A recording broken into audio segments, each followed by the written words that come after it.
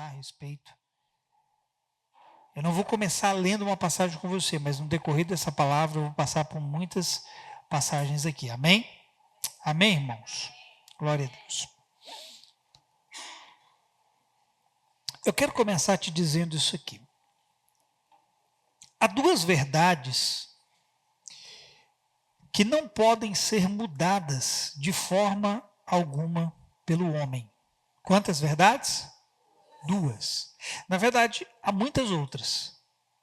Só que tem duas em específico, ou na verdade uma em específico, que eu quero dar ênfase nessa noite.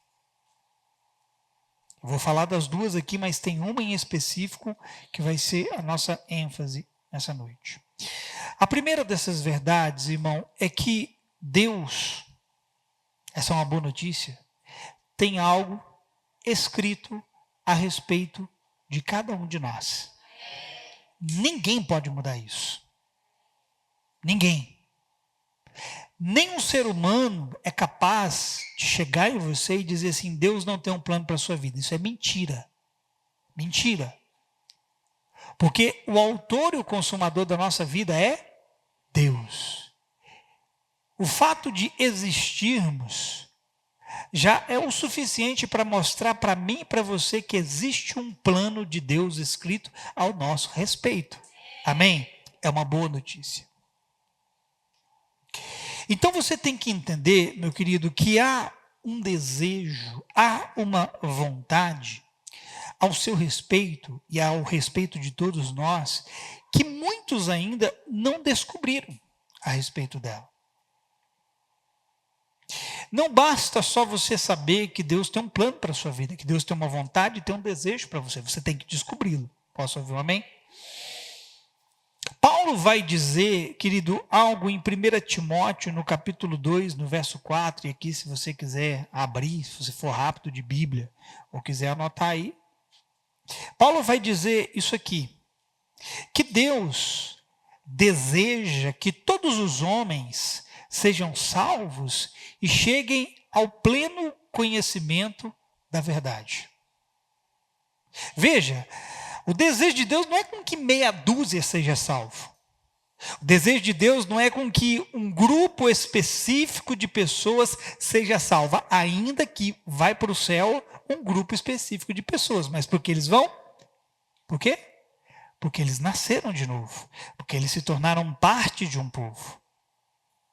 Só que Paulo diz aqui em 1 Timóteo 2,4 que o desejo de Deus, a vontade dele, porque desejo e vontade está ligado, irmão.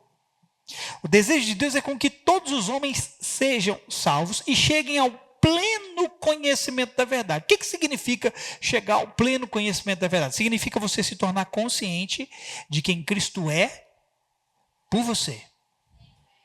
De quem Ele é em você, de quem Ele é por você. Não é só ao pleno conhecimento de quem Cristo é, mas do que Ele é por você. Amém? E o desejo de Deus para o homem não é algo vazio. Eu compartilhei esse pedacinho hoje na parte da tarde com vocês. Quando Deus diz que tem um desejo, uma vontade ao seu respeito, você precisa entender que isso não é algo vazio. Ninguém tem um desejo de algo sem com que esse algo manifeste alguma outra coisa. Quando você fala assim, eu estou com desejo de tal coisa, esse desejo está baseado em alguma verdade. O desejo de Deus por você carrega consigo a história que Deus escreveu a seu respeito. Então, quando Deus diz que Ele tem um desejo ao seu respeito, um desejo para você, Deus está dizendo, eu tenho uma história escrita para você. Isso significa, meu irmão, que junto com esse desejo de Deus, sempre, eu disse o quê?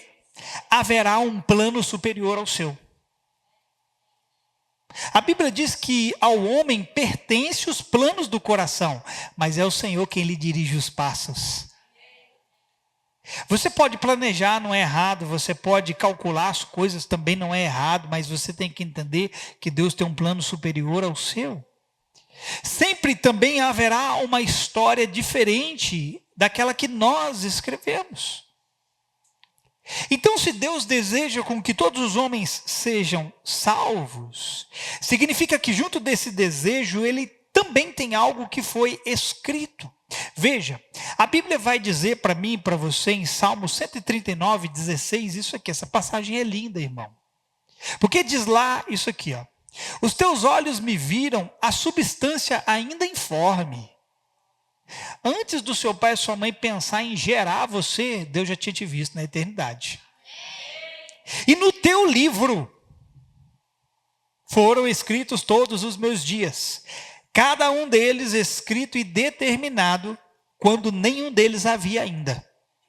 Que boa notícia, irmão. Porque o fato de Deus dizer isso aqui para mim, para você, na palavra dele, sabe o que é que Deus está fazendo? Ele já está anunciando o nosso final desde o princípio. Porque quando o salmista diz isso aqui, obviamente ele não está falando de um final trágico, de um final que vai terminar na desgraça, que vai terminar na miséria. Ele está falando de um final que vai ter êxito, de um final com honra, de um final com glória, porque foi assim que Deus escreveu para nós.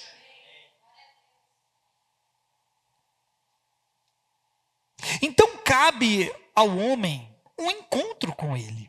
Quem se encontrou com ele? E cabe ao homem também reconhecer a sua condição de pecador, se arrepender e o receber como seu Senhor. Assim, ele sai da condição de morte eterna e entra para a vida eterna. Preste atenção. Pega o que eu acabei de dizer. No dia que você se encontrou com o Senhor, entregou sua vida para Ele, nasceu de novo, a Bíblia diz que você saiu do reino das trevas para o reino do seu Filho amado. Então você saiu de uma condição de morte eterna, de morte espiritual, e você entrou numa condição de vida eterna. Posso ouvir um amém?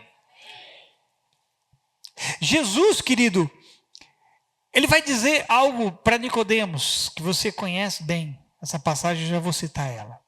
Só que antes de eu citar essa passagem, eu quero que você entenda que é desse ponto de uma nova vida que o homem começa a chegar ao conhecimento da verdade. Você só pode chegar ao conhecimento da verdade no momento que você nasce de novo. O homem espiritual discerne bem todas as coisas. O homem espiritual tem a capacidade de chegar ao conhecimento de Deus, por quê? Porque tem a natureza de Deus.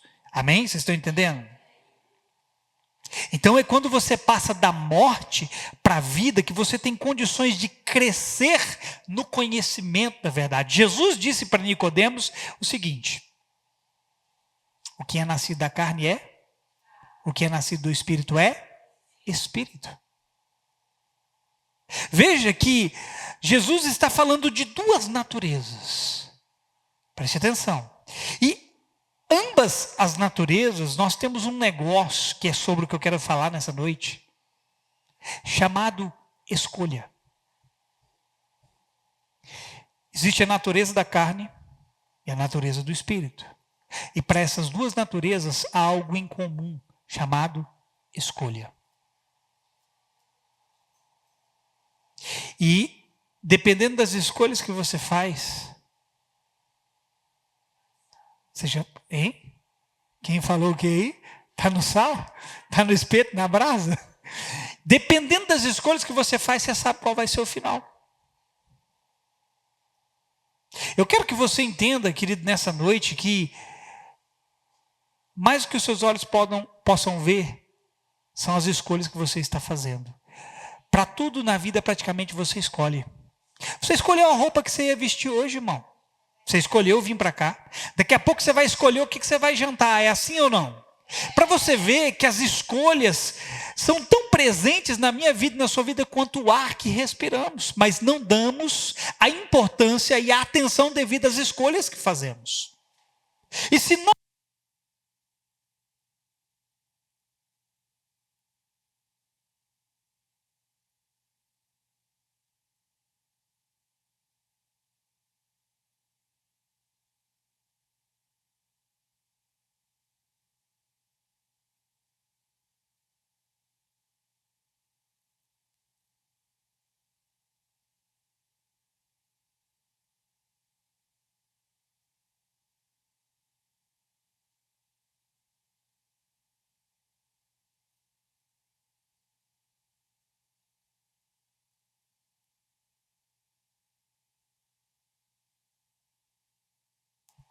Câmbio, testando, terra, chamando, 1, 2.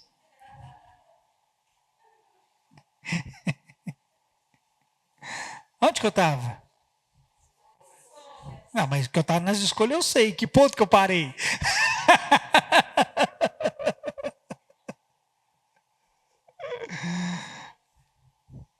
Baseado nas escolhas que fazemos, querido, ou na natureza da carne, ou na natureza do espírito, saberemos qual é o final para cada um de nós. E, querido, essa natureza do espírito ao qual Jesus fala para mim, para você, ela precisa ser escolhida por cada um de nós. Ninguém vive na carne sem escolher viver na carne. Ninguém vive no espírito sem escolher viver no espírito. E parece que nós não estamos medindo tão bem as escolhas que estamos fazendo. Você teve a escolha no dia de hoje de buscar e ser um pouco mais íntimo do Senhor. Quem buscou? É a partir desse ponto, querido, que nós entramos na segunda verdade que não pode ser mudada. Veja, a primeira verdade que eu disse é que Deus tem um plano para você e ninguém pode mudar isso. A segunda verdade, querido, é que Deus deu ao homem o poder da decisão. Ninguém pode roubar isso de você. Ninguém pode dizer que você não pode decidir, ninguém pode dizer que você não pode escolher, nem Deus vai revogar de mim, de você, o poder de decisão. Esse foi um poder que Deus te deu. Posso ouvir um amém? Uma das coisas mais poderosas que você tem na sua vida é decidir, irmão. E olha como nós estamos decidindo. Aonde você está colocando esse poder para operar na sua vida. A parte de Deus, querido, é revelar ao homem o seu coração. Essa é a parte dele. Mas a parte do homem é entregar o coração à revelação que Deus lhe deu. Deus revela o coração dele a você, mas você decide entregar o seu coração à revelação que ele te deu. Basta Deus dizer que ele te ama? Basta você saber que ele te ama? Não, você tem que entregar o seu coração, decidir entregar o seu coração a esse amor. Basta Deus dizer que ele quer ser íntimo de você? Não, mas você tem que decidir entregar o seu coração a essa intimidade. Quem está me entendendo? Paulo, ele teve um encontro com Cristo que se revelou a ele. E mediante essa revelação, Paulo se rendeu a Cristo. Eu quero mostrar para você, querido, nessa noite, que estar com ele ou não estar com ele, tudo isso passa pela sua decisão. Resisti-lo ou não resisti-lo passa por sua decisão. Paulo se encontrou com ele, Paulo decidiu se render a ele, até porque Paulo vai falar que era difícil resistir a ele. Eu acho que vocês nunca ouviram falar, né? Alguns talvez já devem ter ouvido falar do negócio chamado graça irresistível. Quem já ouviu falar? Quem acredita nisso? Não, isso é perigoso. Cuidado com esse ensino da graça irresistível, porque ele viola algumas verdades da palavra de Deus. A graça irresistível significa que é impossível o homem resistir à manifestação divina. A graça irresistível diz que quando Deus se manifesta, o homem vai ter que aceitar a manifestação de Deus, e não é isso que a Bíblia ensina para nós, não. Nós temos exemplo tanto no Antigo Testamento quanto no Novo Testamento de homens resistindo a Deus. De homens se opondo à vontade de Deus sobre a sua vida. Lá no Antigo Testamento nós vemos um povo chamado Israel, um povo que foi chamado para a presença de Deus, mas que resistiu a Deus vez após vez. E nós sabemos o que aconteceu com eles. E aí a gente vem aqui para o Novo Testamento, lá em Atos no capítulo 7, quando Estevão está pregando, ele chega numa parte que ele fala assim para o povo, ele diz isso aqui, ó: homens de dura cerviz e incircuncisos de coração e de ouvidos, vós sempre resistis ao Espírito Santo. Isso aqui é no Novo Testamento. Jesus já tinha voltado para o céu, irmão, o Espírito Santo já tinha descido. No Novo Testamento ele diz que os homens ainda continuavam resistindo a Deus. E recebê-lo ou resisti-lo passa por sua decisão. Passa por sua escolha. Ele vai dizer para você: eu te amo, eu tenho um plano para a sua vida, o meu desejo para você é esse, mas cabe você escolher por isso. Cabe você decidir por isso. Quem está entendendo? Eu, por exemplo, eu não consigo crer nessa graça irresistível. E tenha muito cuidado com isso, tá? Mas eu consigo crer sim numa graça poderosa que é capaz para salvar o maior de todos os pecadores. E que quando homens se encontram com ela, tendem a se render. Paulo ele vai dizer no momento, lembra quando Paulo tem um encontro com Jesus no caminho para Damasco? Depois Paulo vai relatar algumas coisas que havia acontecido com ele. Ele diz assim: dura coisa é recalcitrar contra os aguilhões. Sabe o que era um aguilhão? Era um instrumento que ele era como se fosse uma lança, ele era pontudo, ele era capaz de perfurar coisas. É como se a gente estivesse usando aquele ditado hoje, né? Dar murro em ponta de faca. Já viu aquele ditado? Paulo está dizendo assim: olha, quando ele se revelou a mim, foi difícil resistir isso. É a mesma coisa de você brigar, dar murro em ponta de faca. Só que difícil não significa impossível. Eu creio sim numa graça que é poderosa, que quando ela se manifesta é difícil do homem não se render, mas eu também creio que é possível os homens resistirem ao Espírito Santo. Mas as duas coisas passam pela mesma coisa, chamada escolha, decisão. Então essa segunda verdade que não pode ser mudada é sobre você poder escolher. A mim e a você foi dado esse poder. O Senhor disse ao seu povo e também se aplica a nós, isso aqui. Lá no Antigo Testamento, irmão, tem coisas que Deus disse ao seu povo lá no Antigo Testamento que não se aplica a nós, mas tem muitas coisas que se aplicam a nós. Por exemplo, tem coisas a respeito das leis que era única e exclusivamente para o povo de Deus. Mas valores e princípios de Deus que vigoravam lá no Antigo Testamento continuam vigorando hoje. Os princípios de Deus são eternos e imutáveis, amém?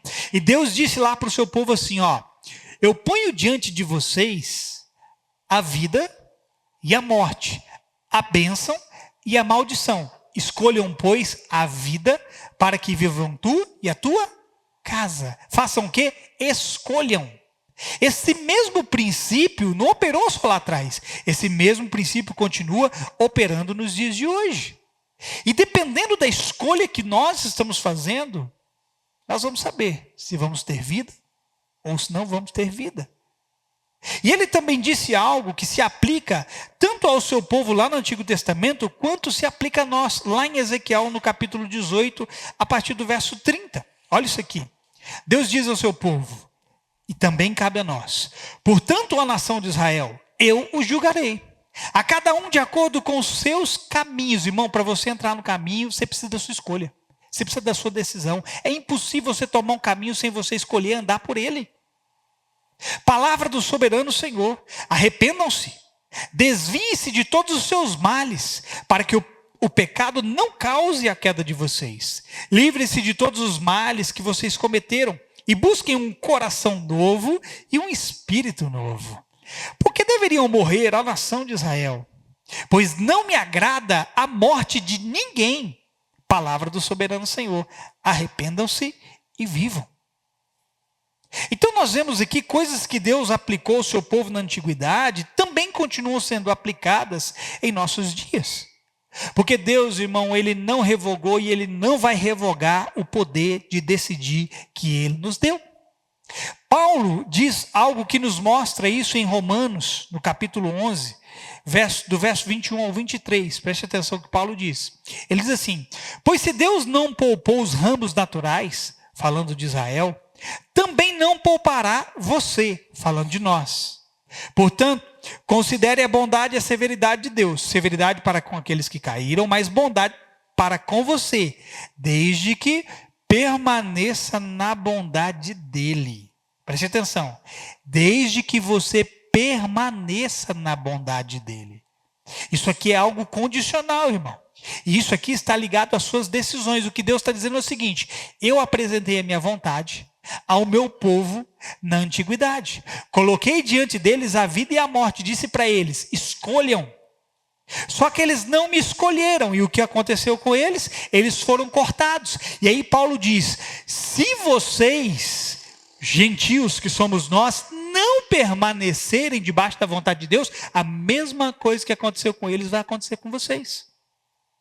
E por que isso aconteceu com eles? Por causa das decisões erradas que eles tomaram. E o que Paulo está dizendo é que se nós usarmos do poder que nos foi dado, de poder escolher e escolhermos errado, podemos também ser cortados. Ele continua dizendo: de outra forma você também será cortado. E quanto a eles, se não continuarem na incredulidade, serão enxertados, pois Deus é capaz de enxertá-los outra vez. O que Paulo está dizendo aqui nesse verso 23 é que se eles escolherem o caminho da fé, Deus os enxertará outra vez. Mas se escolherem permanecer na incredulidade, permanecerão separados de Deus. O que eu quero te dizer é que se você continuar escolhendo o que você está escolhendo, você vai continuar separado de Deus. Mas se você escolher para estar com Ele, você vai frutificar, porque é o que Ele tem para a sua vida. Então, entendendo essa segunda verdade que não pode ser revogada por Deus, que são as nossas decisões, eu quero lhe dizer, e aqui agora eu começo a pregar, preste atenção nisso aqui. Escolhas possuem impactos para além do tempo. Vou repetir. Escolhas possuem impacto para além do tempo. O que você está escolhendo não vai gerar um impacto só agora, vai gerar um impacto na eternidade. E a gente parece que não lida, ou a gente não para perceber que as decisões que estamos tomando não vai afetar só o presente, irmão. E não vai afetar só o futuro, vai também afetar a eternidade.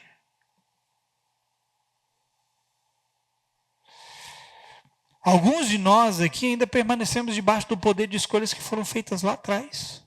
Tem muita gente hoje que está debaixo do poder de decisões erradas. E que ainda não conseguiram se desprender delas. Mas também há gente que vai decidir errado agora no presente. Há gente que vai decidir errado lá no futuro. E eu quero te dizer uma coisa bem séria, irmão. Porque quando a gente fala de futuro e eternidade, nós não estamos falando da mesma coisa, tá? Futuro e eternidade não é a mesma coisa. Passado, presente e futuro fala dessa vida na terra. Eternidade fala de uma vida após essa vida na terra. Preste atenção na seriedade do que eu estou te dizendo. As suas escolhas hoje vão afetar o seu presente e também podem afetar o seu futuro. Só que quando você chegar na eternidade, você não vai ter mais tempo para poder escolher nada, porque na eternidade você vai receber o resultado das suas escolhas em vida. Olha a seriedade disso, irmão. Então escute isso aqui. O seu presente e o seu futuro podem ser mudados enquanto você está vivo e se você escolher do jeito certo. Mas depois que você partir dessa vida, você não tem mais tempo para escolher. O que você vai receber é resultado de como você viveu aqui. Isso é muito sério, irmão. O curso da vida humana pode ser mudado enquanto você está vivo. Presente e futuro podem tomar outro rumo. Mas quando a vida terrena acaba, a eternidade será resultado das escolhas anteriores. Na eternidade, a escolha não vai ser mudada. Por exemplo, o que você irá viver no futuro, daqui 10, 15 anos, pode ser mudado pelas escolhas que se faz no presente. Se você e eu aprendemos a escolher certo, daqui 10, 15 anos nós podemos estar vivendo o que Deus sonhou. Mas se nós permanecemos escolhendo errado, daqui 10, 15 anos nós não vamos estar onde Deus quer que a gente esteja. Vocês entendem isso? Mas quando você acessar a eternidade, não haverá mais nenhum tempo para as escolhas. Jesus vai falar lá em Apocalipse de uma igreja, a igreja de Tiatira, que essa igreja, preste atenção, tolerava uma mulher que se chamava Jezabel. Preste atenção aqui. Vou mostrar para você que o tempo de decidir é agora. Repita comigo, o tempo de decidir é agora. É enquanto Ele está te dando tempo, amém? Olha o que Jesus vai dizer aqui para essa igreja de Tiatira. Olha só. Ele vai dizer que essa mulher Jezabel estava no meio da igreja e estava levando os irmãos a cometerem imoralidade sexual e a comerem coisas sacrificadas aos demônios. Aí Jesus vai dizer lá a partir do verso 21, Apocalipse 2, 21. Abre aí a sua Bíblia, vamos lá, para você não ficar com essa cara de tacho para mim. Vamos ler junto o texto. Vamos ver o que ele diz aqui para esse povo.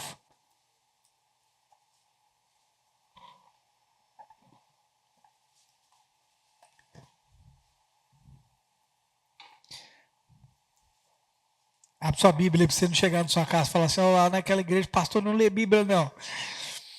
Verso 21, Apocalipse 2, 21, até o 29. Olha o que Jesus diz aqui. Dei-lhe tempo para que se arrependesse da sua imoralidade sexual. Mas ela não quer se arrepender. Por isso, vou fazê-la adoecer e trarei grande sofrimento aos que cometeram adultério com ela, a não ser que se arrependam das obras que ela pratica. Matarei os filhos dessa mulher. Então, todas as igrejas saberão que eu sou aquele que sonda mentes e corações, e retribuirei a cada um de vocês de acordo com as decisões, de acordo com as escolhas. É isso aí que está escrito? O que está escrito aí? De acordo com as suas obras. Mas as suas obras são fruto do quê? Das suas decisões. Verso 24. Aos demais que estão em Tiatira, a vocês que não seguem a doutrina dela e não se arrependeram, não aprenderam, como eles dizem, os profundos segredos de Satanás, digo, não porei outra carga sobre vocês. Tão somente apeguem-se com firmeza ao que vocês têm, até que eu venha. Ou seja, fiquem firmes, escolhendo aquilo que vocês sempre esteve escolhendo. Estar comigo, andar nos meus caminhos. Preste atenção, verso 26. Aquele que vencer e fizer a minha vontade até o fim, darei autoridade sobre as nações. Ele as governará com cetro de ferro e as despedaçará a um vaso de barro. Eu lhes darei a mesma autoridade que recebi, a autoridade do meu Pai. Também lhe darei a estrela da manhã. Aquele que tem ouvidos, ouça o que o Espírito diz à igreja. Agora olha para mim. A pergunta é, por que o Senhor deu tempo para que tanto essa mulher, porque aqui não é um espírito, é de fato uma mulher, aqui é uma mulher de carne e osso. A Bíblia fala do espírito de Jezabel, que é um espírito maligno, mas aqui no caso é uma mulher, literalmente. Por que Jesus deu tempo para essa mulher se arrepender? E por que Jesus deu tempo para aqueles que estavam seguindo essa mulher para se arrepender? Eu vou dizer para você, para que o resultado final da vida deles não terminasse em desonra e desgraça. O tempo de arrependimento era exatamente para isso, porque Jesus queria que eles pudessem se converter, mudar os seus caminhos, mudar as suas decisões, mudar as suas escolhas, para que eles pudessem reinar juntamente com Cristo. Ele deu tempo para arrependimento, ele deu tempo para mudança de escolha. Quem está me entendendo? Para que então eles pudessem vencer e na eternidade pudessem receber autoridade para governar junto com Cristo. Jesus queria mudar o destino final deles, mas para isso era preciso se arrepender e mudar as escolhas da vida. Imagine, querido, a vida como uma conta poupança, que você só poderá sacar o extrato final dela na eternidade. A vida é assim. Olha para mim. Hoje você saca parcelado. Enquanto você está vivo, você está depositando nessa conta poupança e o saque que você está fazendo é parcelado. Mas você vai sacar todo o extrato dessa poupança na eternidade. Cada um de nós irá acessar a eternidade, isso é um fato. Mas a realidade nela é resultado das escolhas em vida, dos depósitos que fizemos em vida. Você está enchendo o seu depósito. A minha pergunta é: de quê? Do quê? Ah, não sei, pastor. Eu posso te ensinar a saber. Olha para as decisões que você está tendo. Olha para as escolhas que você está optando. É disso que você está se enchendo. Muita gente doente hoje, irmão, não é porque alguém lhe fez mal, mas porque a própria pessoa tem feito más escolhas consecutivamente. Tem colocado na sua conta aquilo que a faz mal. Irmão, a gente gosta sempre de falar o mal que os outros nos fizeram. Comece a falar do mal que você está fazendo a si mesmo. Fulano fez mal para mim, fulano não sei o que, não sei o que. Olha para o mal que você está fazendo com as escolhas que você está tendo. Porque ninguém que escolha tomar veneno de pouco em pouco vai terminar saudável, irmão. Eu li uma frase esses dias, uma frase incrível, que dizia assim: antes de curar alguém, preste atenção nessa frase, irmão. Antes de curar alguém, pergunte se ele está disposto a desistir das coisas que o deixam doente. Quer que eu repita? Antes de curar alguém, pergunte a ele se ele está disposto a deixar as coisas que o deixam doente. Quer ser curado? Eu te pergunto, você está disposto a deixar isso aí? Você está disposto a ter decisões diferentes para que você seja curado? Quem foi que disse essa frase, pastor? Foi um cara chamado Hipócrates.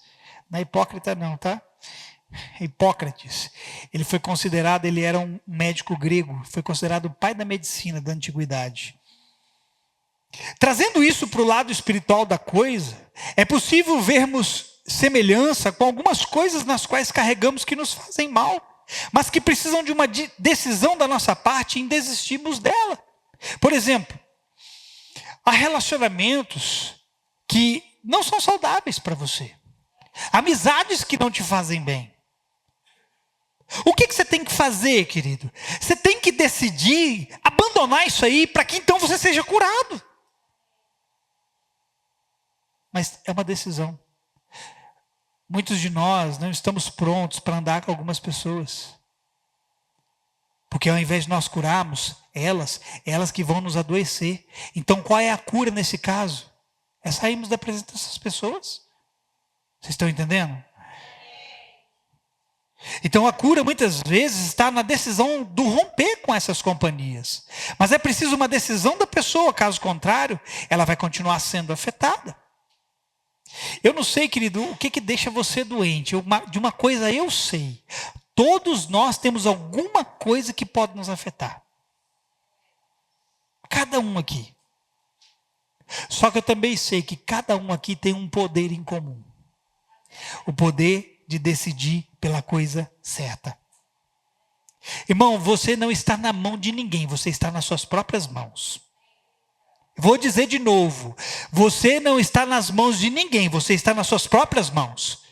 Ah, mas o fulano me fez decidir. Não, você aceitou decidir aquilo que o fulano queria. Não, você pode escolher decidir por conta própria. Você não precisa ficar na mão de ninguém. Nós podemos escolher decidir pela coisa certa. Não porque somos bons o suficiente para decidirmos pelo que é certo. Porque a Bíblia diz que na carne não habita bem algum. Mas porque temos alguém que habita em nós, não na carne, mas no Espírito. E que nos mostra o que é certo e nos capacita a ir em direção a isso. Só precisamos ajustar o nosso querer com o dele. Quer o bem para você? Quer cura? Quer saúde? Quer o que é bom? Nós só temos que aprender uma coisa: a decidir por ele e ajustar o nosso querer ao querer dele. Então é nesse ponto que precisamos desistir daquilo que nos deixa doentes e aceitarmos aquilo que nos traz cura. Sabe, irmão, vou falar de mim. Eu sou um cara que eu não gosto de ir no médico. Olha lá. Quem gosta de médico aqui? Se você gostar de médico, vocês gostam de ir no médico? Misericórdia. Ai, em nome de Jesus. Você gosta de ir no médico? Jesus cura a alma desse povo. Eu não tenho nada contra, irmão. Preste atenção, eu não tenho nada contra. Eu creio que a medicina é o meio pelo qual Deus pode operar, amém? Se o médico pode resolver um problema natural meu, mas eu não escolho ir para ele, vai acontecer o que comigo? Vou continuar doente, não é assim? Se eu quiser cura, eu tenho que fazer o quê? Eu tenho que ir lá para o médico me tratar. Ele vai me receitar, vai me dar um remedinho e eu vou ficar melhorzinho. Naturalmente falando, não é assim? Espiritualmente é a mesma coisa, querido. Você tem que decidir ir para ele, para o médico dos médicos, para que você seja curado.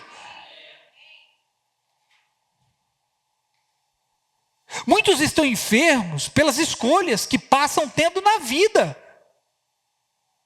Deus nunca vai enfermar você, irmão. Deus sempre vai te curar.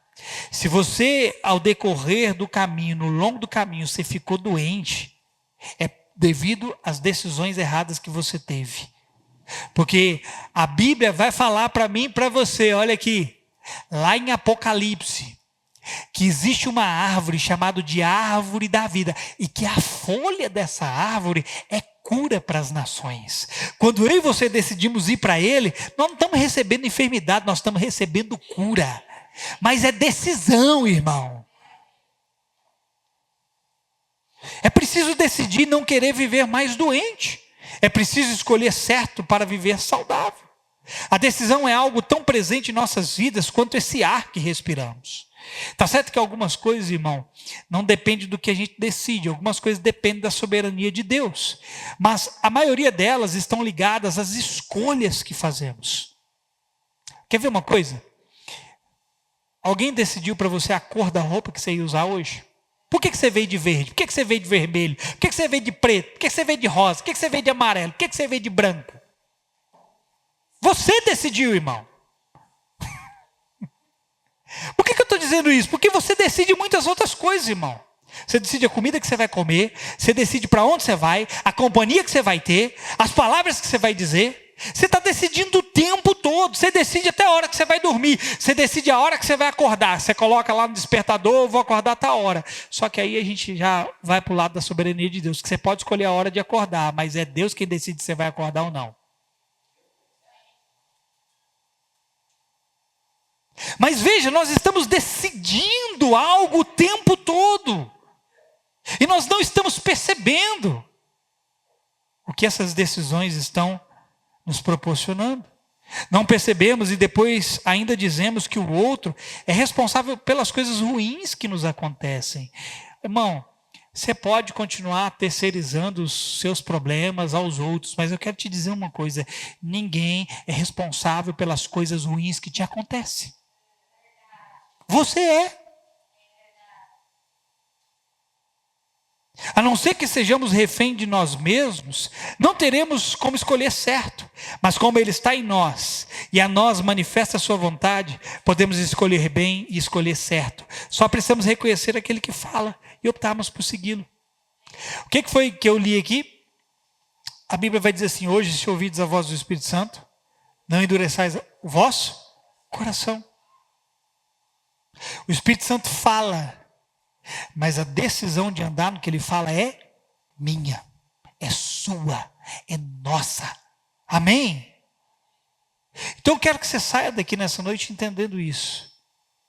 Para de atribuir as coisas que estão acontecendo na sua vida pelas decisões que os outros tiveram com você. Não, comece a trazer isso para si e diga: o poder da minha vida está nas minhas decisões, nas escolhas que eu faço em direção a Deus. Ah, mas não querem deixar. Irmão, se Deus está dizendo sim para você, não importa quem está querendo dizer não, decida por aquilo que Deus está decidindo em seu favor. Amém? Acho que é isso. Já foi? Gente, que milagre. Não, vou pregar então. Abra só a Bíblia. Geralmente eu fico aqui 1 hora. E quando eu fico meia hora, vocês acham estranho, né? Mas é isso que eu tenho para dizer para vocês nessa noite. Sobre decisões. Amanhã, irmão, vai ser mais um dia de decidir. Até a meia-noite de hoje, enquanto você estiver acordado, é tempo de você decidir. Amanhã, quando Deus permitir você abrir os 2 olhinhos, essas 2 jabuticaba que você tem na cara, vai ser um novo dia para você optar pelo Senhor de novo. A Bíblia vai dizer, querido, para mim e para você, que as misericórdias do Senhor se renovam a cada manhã. Amanhã é um novo dia. E Deus tem coisas boas para você, amém? Mas decida por isso. Eu coloquei lá, mandei para vocês hoje, né? Se vocês querem ter resultados diferentes, as decisões também precisam mudar. A gente reclama do porquê estamos colhendo as mesmas coisas. A resposta sempre vai ser a mesma, as decisões que estamos tendo. Se você planta algo em direção a Deus, você nunca vai colher algo fora de Deus. Amém ou não? Você recebe essa palavra? Fica de pé no seu lugar.